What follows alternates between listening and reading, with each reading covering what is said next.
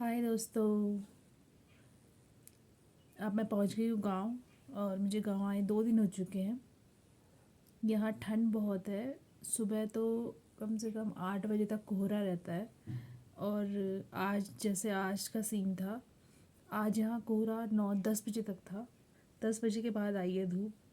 तो यहाँ ठंड बहुत है। अगर कोई आ रहा है गांव आप में से या आपकी जानकारी में से, तो वो गांव स्वेटर गर्म कपड़े लेकर आए, क्योंकि सुबह और शाम को बहुत ठंड है। शाम को यहाँ 4 बजे के बाद सूरज ढल जाता है तो हवा चलती है, तो बहुत ठंड है। और गर्म कपड़े लेकर आए अगर आप में से कोई आ रहा है तो। उत्तराखंड की बात कर रही हूँ मैं। यहाँ जो भी मेरे दोस्त या जानने वाले जो देख रहे हैं वीडियोस, तो मुझे आए हुए 2 दिन हो गए हैं। मुझे वहाँ वैसे कोल्ड तो वहीं हो गया था, दिल्ली में ही हो गया था, बट यहाँ आके थोड़ा मैंने गर्म कपड़े पहन लिए, दवाई खा रही उसकी, तो ठीक हो गया है।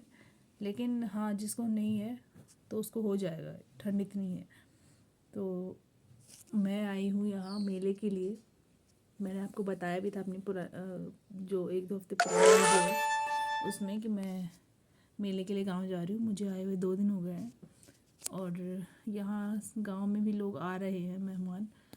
और साफ़ सफाई सब कर ही रहे हैं, लिपा पोती, रंग रोगन कर चुके हैं कुछ लोग, कुछ कर रहे होंगे अभी, क्योंकि अभी 13 तारीख को है मेला। और इस बार शायद 2 दिन का मेला है, क्योंकि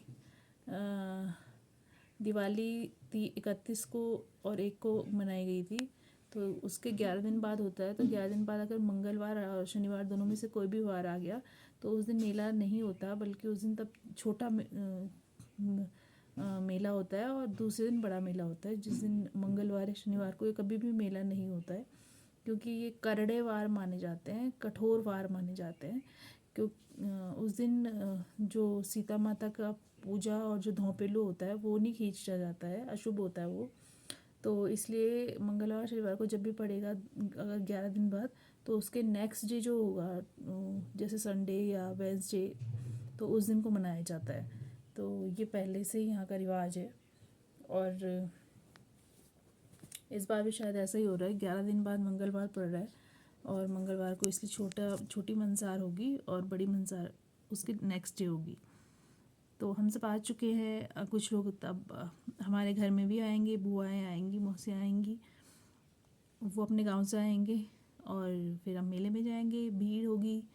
मैं वहाँ की वीडियो भी बनाऊंगी, दूंगी आप सबको, और खूब इंजॉय करेंगे। और हम मेले से कुछ ना कुछ लेकर आएंगे निशानी के तौर पर। पहले भी लेते थे हम, और पहले तो हम यहीं रहते थे तो और भी चीज़ें लेते थे खाने के लिए। मूंगफलियाँ लेते थे और नमकीन लेते थे। नमकीन वो वहाँ ऐसी मिलती है तेल में तलने वाली, जिनको हम सेल कहते थे, तो वो मिलती थी। वो एक तो वहाँ ना भीड़ इतनी रहती है कि आपको जगह नहीं मिलती लेने के लिए, तो थोड़ा थोड़ा लेके आ ही जाते थे।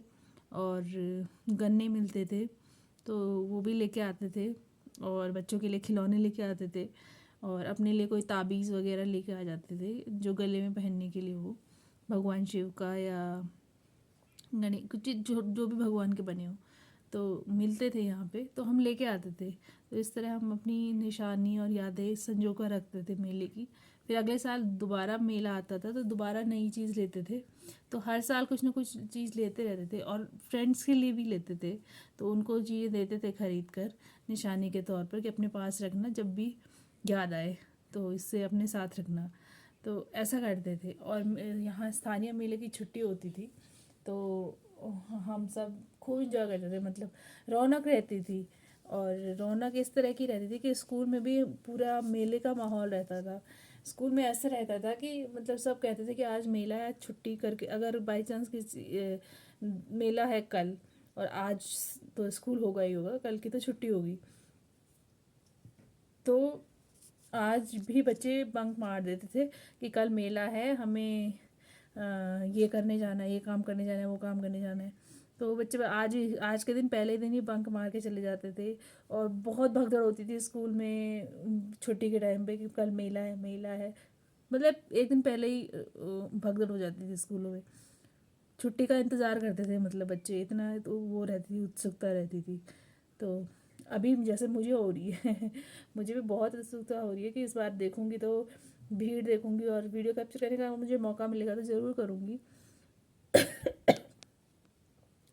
यहाँ पर ये होता है कि एक जगह, एक तो मंदिर में पूजा होती है, मंदिर के अंदर मूर्तियों की पूजा होती है, और एक एक जगह पे खेत, बीच खेत में लोग वहाँ पे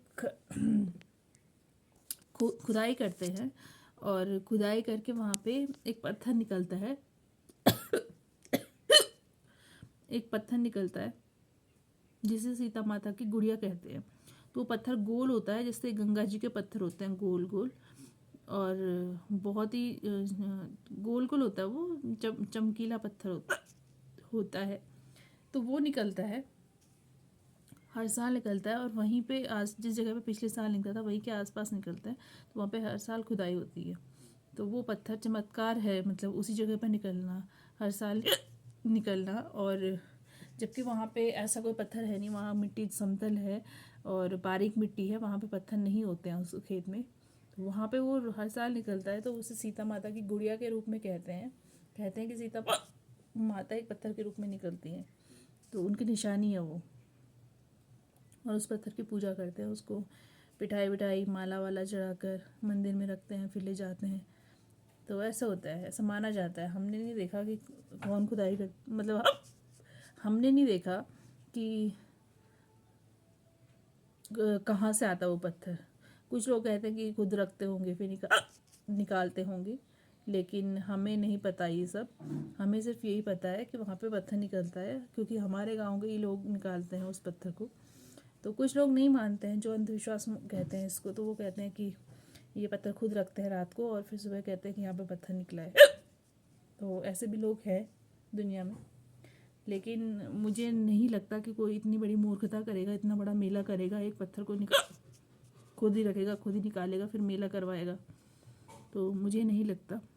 लेकिन पहले बचपन में हम भी यही सोचते थे, क्योंकि तब पता नहीं था हमें, ऐसे चमत्कारी चीज़ों पर पता नहीं होता था। लेकिन अब जब चीज़ें कुछ होती हैं ऐसी चमत्कारिक चीज़ें जीवन में, तो तब लगता है कि शायद होता होगा। शायद इसलिए कह रही हूँ कि जब तक हम भी और कुछ चमत्कार देखें ना अपनी ज़िंदगी में, मंदिर से रिलेटेड या माँ सीता से रिलेटेड, तो तब तक हम भी प्रूफ के साथ नहीं कह सकते। लेकिन मतलब पंडित लोग यही कहते हैं कि हर साल निकलता है और अपने आप निकलता है। हम खुदाई करते हैं, तो फिर पूरी प्रोसेस मुझे नहीं पता उसकी, कि वो पंडित ही जानते हैं कि वो कहाँ रखते हैं उसको, कहाँ पूजते हैं, कहाँ रखते हैं, तो वो उन्हीं को पता होती है। सुबह निशान जाएंगे, निशान देवल मंदिर में जाएंगे जहाँ पे लक्ष्मण मंदिर है, वहाँ भी पूजा होती है। तो लोग वहाँ भी जाते हैं मंदिर में निशान के साथ, और फिर वहाँ से वापस आएंगे निशान के साथ ही। तो यहाँ से दोण कंडा ऐसे करके कुछ जाता है। दोण कंडा मीन्स चावल दाल के कट्टे, थोड़ा बहुत ऐसे करके ले जाते हो वहाँ पे मंदिर पंडितों को, और वो पंडित वहाँ पे फिर भोग वाग बनाते हैं। उससे भोग वाग जो भी बनता है माता का मंदिर का, तो वो होता है। वहाँ पे पूजा होती है, लंबी पूजा होती है, काफ़ी देर तक होती है। और फिर शाम को आते हैं यहाँ हम लेकर कुछ, तो यहाँ पे भी फिर वही जो रस्सी होगी वो खींची जाएगी शाम को। वो बबलू की घास से बनता है, बबलू कहते हैं उसे, मुझे नहीं पता और कुछ भी कहते हैं उसे, पर कहते होंगे उसे। लेकिन वो घास की एक चोटी बनाई जाती है, बहुत लंबी रस्सी बनाई जाती है, तो सीता माता के बाल के रूप में, चोटी के रूप में उसको खींचते हैं। और वो इसलिए खींचते हैं कि जब सीता माता धरती में समाई थी तो भगवान राम ने उनके बाल पकड़े थे, तो उनके हाथ में उनके बाल आए थे, तो चोटी आ गई थी। तो वो कहते हैं कि वो जो रस्सी खींचते हैं वो उसी का रूप है, कि ताकि उसी चोटी का रूप मानते हैं। और फिर शाम को उसको जब पूजा ख़त्म होती है तो उसको खींचते हैं हम उसी उसके रूप में, कि सीता माता धरती पे समा रही है, तो उनके बाल को पकड़ो। तो वो एक अब वर्तमान रूप में वो एक खेल सा हो गया है। तो उसको बहुत लंबा खींचते हैं, और फिर कुछ लोग उसे को दूसरे गांव, 2-3 गांव के लोग आपस में खींच खांच के इधर उधर थोड़े उसका घास, कोई अपने घर रखता है, कोई अपनी पूजा घर में रखता है, कहते हैं उससे बरकत आती है। तो इस तरह से मतलब रस्सी खींचातानी में ये चीज़ होती है। और बाकी फिर मेला समाप्त हो जाता है 2 दिन बाद। 1 दिन बाद, कभी 2 दिन बाद। तो लोग अपने अपने घर चले जाते हैं उसको प्रसाद के रूप में लेके, और इस तरह से मेला समाप्त होता है।